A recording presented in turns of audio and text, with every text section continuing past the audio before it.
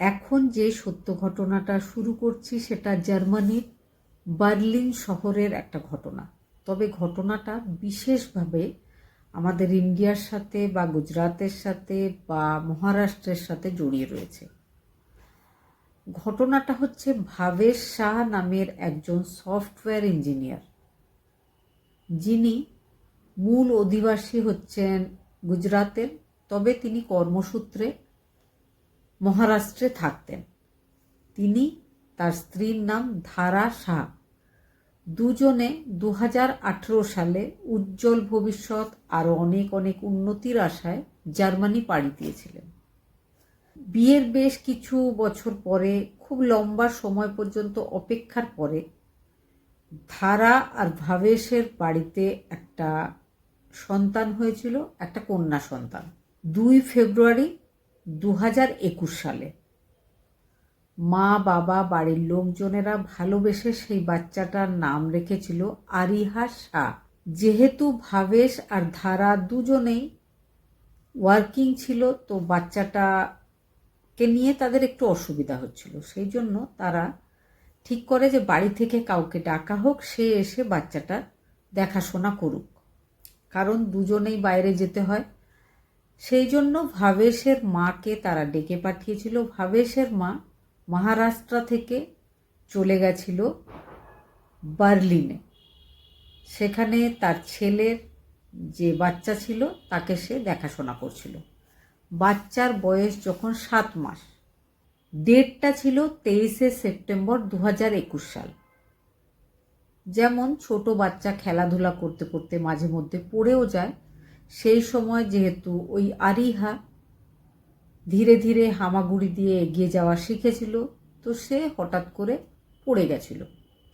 Normally ছোট বাচ্চাদের সাথে আমাদের দেশে যেমনটা হয়ে থাকে, যে অনেক সময় হয়তো বাচ্চা পড়ে যায়, মা বাবা তাকে চুপ করায়, তারপরে কিছুক্ষণ পরে বাচ্চা সব ভুলে যায়, যে চোটটা লেগেছিল সেটাও ধীরে ধীরে হয়তো ঠিক হয়ে যায়। তো সেই রকমই আরিহা পড়ে গেছিল।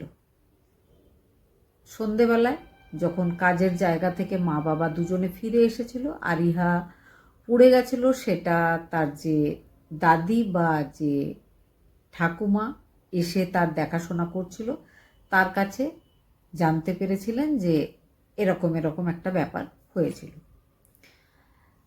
বাচ্চাটাকে একবার ডাক্তারকে দেখিয়ে নেওয়া উচিত। আমি আগেই বলেছি যে বেশ কিছু বছর অপেক্ষার পর, অনেক ট্রিটমেন্টের পর আরিহার জন্ম হয়েছিল। সেই জন্য তাদের মনে হয়েছিল যে আরিহাকে নিয়ে গিয়ে ডাক্তারকে দেখানো উচিত। মা বাবা আরিহাকে সঙ্গে নিয়ে হসপিটালে গেছিল। আরিহার যে ডাইপার, সেখানে রক্তের দাগ দেখতে পেয়েছিল হসপিটালের লোকজন। তখন তারা আরিহার মা বাবাকে জানায় যে এই ব্যাপারটা তাদেরকে চাইল্ড ওয়েলফেয়ার সোসাইটিকে জানাতেই হবে। তো ভাবেশ আর ধারা বিশেষ একটা চিন্তাও করেনি। নর্মাল বাচ্চারা পড়েই যায় ওই বয়সে, অনেক সময় পড়ে গেছিল, সেই জন্য একটু ধাক্কা লেগে চোট হয়েছিল, সেখান থেকে রক্ত তার ডাইপারে লেগে গেছিল। কিন্তু সেখানকার হসপিটালের লোকজনেরা সেটা মানতে রাজি নয়। তারা পুলিশকে খবর দিয়েছিল, চাইল্ড ওয়েলফেয়ার সোসাইটিকে খবর দিয়েছিল, সবাই সেখানে চলে আসে। তারা আশঙ্কা করেছিল যে ডাইপারে যেহেতু রক্তের দাগ রয়েছে, তার মানে হয়তো যৌন কোনো নির্যাতন ওই ছোট্ট 7 মাসের শিশুর ওপর হয়েছে। মা বাবা অনেক বোঝানোর চেষ্টা করে যে না, এই ধরনের কোনো ব্যাপারই হয়নি, নর্মাল বাচ্চা খেলতে খেলতে একটু পড়ে গেছিল, চোট লেগেছিল, তাই রক্তও বেরিয়েছিল, ডাইপারে সেটা লেগে গেছে। কিন্তু ডাক্তার, পুলিশ, চাইল্ড ওয়েলফেয়ার সোসাইটির লোকজন কেউ ব্যাপারটা মানতে রাজি নয়। তাদেরকে মানে মা বাবাকে জানানো হয় যে আগে তদন্ত হবে, তারপরে বাচ্চা আপনাদেরকে দেওয়া হবে। এখন বাচ্চা চাইল্ড ওয়েলফেয়ার সোসাইটিতেই থাকবে। ভাবেশ আর ধারা অন্য দেশে রয়েছে, তাদের কিচ্ছু করার নেই মেনে নেওয়া ছাড়া। তারা মেনে নেয়, তারা বাড়ি ফিরে আসে, তাদের বাচ্চা চলে যায় চাইল্ড ওয়েলফেয়ার সোসাইটির কাছে থাকতে শুরু করে। এদিকে ব্যাপারটা কিন্তু কোর্টেও চলে গেছে ততদিনে। পুলিশ তদন্ত করে জানিয়ে দিয়েছিল যে এই ব্যাপারটা নর্মাল একটা পড়ে যাওয়ারই ব্যাপার। তদন্তে পুলিশ জানতে পেরেছিল যে যৌন নির্যাতন, যেটা এতক্ষণ তারা ভাবছিল সেই ধরনের কিছুই ওই বাচ্চাটার সাথে হয়নি। এবার ভাবেশ আর ধারা দুজনেই জার্মানির কোর্টের দ্বারস্থ হয়েছিল যে তদন্ত তো হয়ে গেছে, রিপোর্ট এসে গেছে, এবার কাইন্ডলি যেন আমাদের মেয়েকে আমাদের কাছে ফিরিয়ে দেওয়া হয়। কোর্ট কিন্তু সেটা মানতে নারাজ। কোর্ট বলে এইভাবে হয় না, কারণ মা বাবা কেয়ারফুল নয় যথেষ্ট, সেই জন্য বাচ্চা তাদেরকে ফিরিয়ে দেওয়া হবে না। ফাস্টার পেরেন্টসের কাছে বাচ্চাকে পাঠিয়ে দেওয়া হয়। ফাস্টার পেরেন্টস ব্যাপারটা যদি সহজভাবে বোঝানো যায় তাহলে এই ধরনের তদন্ত চলাকালীন যখন বাচ্চার রিয়েল পেরেন্টসের কাছ থেকে বাচ্চাকে নিয়ে নেওয়া হয়, যেহেতু বাচ্চাটা খুব ছোট, তার কোনোভাবেই সম্ভব নয় একা থাকা বা অন্য কোথাও থাকা, তার কিন্তু মা বাবার দরকার। এমন সময় কোনো ফ্যামিলিকে ফাস্টার পেরেন্টস হিসাবে অ্যাপয়েন্ট করে কোর্ট, সেখানে বাচ্চাটাকে রেখে দেওয়া হয়, তারাই সেই ছোট বাচ্চার টেক কেয়ার করে। ওইভাবে কিন্তু বিভিন্ন ফ্যামিলির কাছে এক এক সময় এক একটা ফ্যামিলির কাছে পাঠিয়ে দেওয়া হয় ছোট্ট আরিহাকে। মা বাবা চেষ্টা করতেই থাকে তাকে ফিরে পাওয়ার, কিন্তু কোনোভাবেই তারা সফলতা লাভ করতে পারে না। শেষ পর্যন্ত তারা ইন্ডিয়াতে চলে আসে। ইন্ডিয়াতে এসে বিভিন্ন নেতা মন্ত্রী, বিদেশ সচিব সবাইকে জানায় ব্যাপারটা। ইন্ডিয়ান গভর্নমেন্টও চেষ্টা করছে কিভাবে সেই বাচ্চাটাকে ফিরিয়ে আনা যায় নিজের দেশে, কিন্তু সেখানকার দেশের গভর্নমেন্ট জানিয়ে দিয়েছে যে এটা তাদের হাতে নয়, কারণ জার্মানির যে কোর্ট রয়েছে সেটা একদম স্বাধীন। কোর্ট যেটা বলবে সেটাই শেষ কথা, তার উপরে সরকারের বলারও কোনো পারমিশন নেই। ধারা আর ভাবেশ যে কোনোভাবে বাচ্চাটাকে ফিরে পেতে চাইছে। প্রথম দিকে তাদের দুজনকে 20 দিনে একবার 1 ঘন্টার জন্য নিজেদের বাচ্চার সাথে দেখা করতে দেওয়ার একটা পারমিশন দেওয়া হতো, কিন্তু পরপর যত দিন গেছে সেই দেখা করার যে সময় সেটা কমে এসেছে।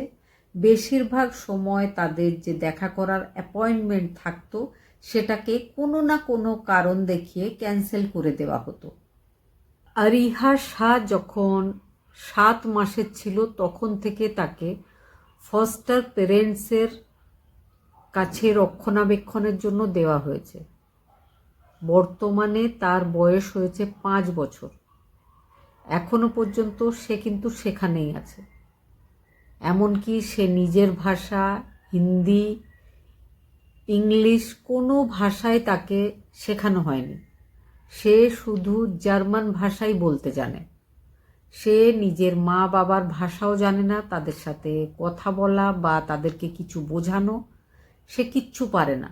এই কিছু সময়ের মধ্যে তাকে বারবার বিভিন্ন ফ্যামিলিতে নিয়ে গিয়ে রাখা হয়েছে, যেটা কিন্তু একটা ছোট বাচ্চার পক্ষে খুব অসুবিধার একটা ব্যাপার।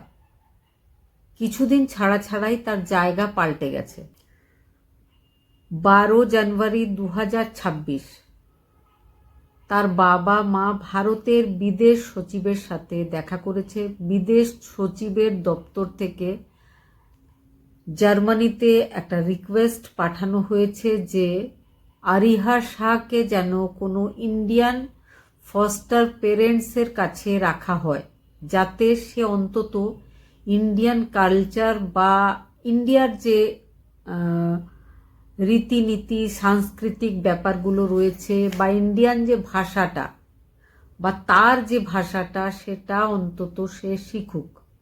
আগেই বলেছি তারা মহারাষ্ট্রতে থাকতো, তাদের জন্য যে লর্ড গণেশা আছে তার একটা বিশেষ মুহূর্ত রয়েছে, সেই জন্য তাকে একটা গণেশ ঠাকুরের বিষয়ে বই পড়তে দেওয়া হয়েছিল। মহারাষ্ট্রতে বিশেষভাবে তাকে পুজো আচ্ছা ইত্যাদি করা হয়। তাকে শুধু এটুকুই বলা হয়েছে যে ওটা একটা হাতির গল্প। গণেশ ঠাকুরের যে মারাঠি বা গুজরাতি কালচারে একটা বিশেষ মহত্ব রয়েছে সেটা তাকে বোঝানোই হয়নি বা বোঝাবার ইচ্ছাই তাদের নেই। বছরের পর বছর মা বাবার থেকে দূরে আটকে রেখে দেওয়া হয়েছে। লিগ্যাল কিডন্যাপিং বলা হচ্ছে এই ঘটনাটাকে। তাছাড়াও আরও একটা বিশেষ ব্যাপার, আরিহাকে আটকে রাখা হয়েছে, অথচ আরিহার বাবা মায়ের কাছে একটা বড় বিল পাঠিয়ে দেওয়া হয়েছে যে প্রত্যেক মাসে 55,000 টাকা ইন্ডিয়ান টাকার হিসাবে সেটা আরিহার রক্ষণাবেক্ষণের জন্য সেই ফস্টার ফ্যামিলির হাতে দিতে হবে সেই টাকা। এই পর্যন্ত 22 লাখ টাকার একটা বিল তাদেরকে দেওয়া হয়েছে। এমনকি এটাও জানানো হয়েছে যে 18 বছর বয়স পর্যন্ত আরিহা শাহ ওইভাবেই থাকবে আর তার বাবা মাকে ওইভাবেই টাকা পে করে চলতে হবে। এইভাবেই কিন্তু আরিহা শাহর বাবা মা, ভারতীয় সরকার সবাই মিলে চেষ্টা করে চলেছে কিভাবে আরিহাকে ফিরিয়ে আনা যায়। ফিরিয়ে যদি নাও আনা যায় তাও যেন তার রক্ষণাবেক্ষণের দায়িত্ব কোনো ইন্ডিয়ান ফ্যামিলির হাতে দেওয়া হয়, যাতে সে বাচ্চাটা অন্তত ইন্ডিয়ান কালচারটাকে শিখতে পারে, ইন্ডিয়ান ভাষাটাকে শিখতে পারে, যেহেতু সে একজন ইন্ডিয়ান। ঘটনাটা শোনার পরে কি মনে হয়েছে অবশ্যই কমেন্ট করে জানাবেন।